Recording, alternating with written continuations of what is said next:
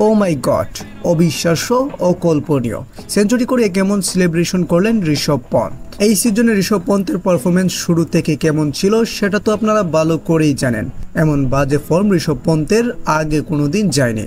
সঞ্জীব গোয়েঙ্কা হয়তো মনে মনে এটাই ঠিক করে নিয়েছেন যে এই সিজনটা শুধু যাক, এর পরের সিজনটা ওকে বাদ দিয়ে দেব। তবে পন্থকে শেষ ম্যাচে দেখা গেল সেই পুরনো রূপে।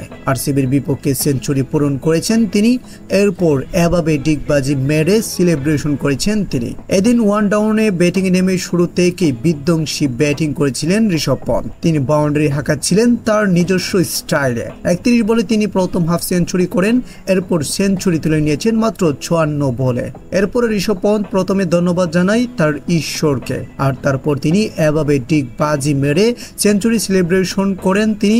দীর্ঘ ম্যাচ পর নিজেকে হালকা অনুভব করেন ঋষভ পন্থ। পন্থের এমন সুদিনে অবশ্য মাঠে ছিলেন না মালিক সঞ্জীব গোয়েঙ্কা। 27 কোটি পন্থের সেঞ্চুরি সামনাসামনি আর দেখা হলো না তার।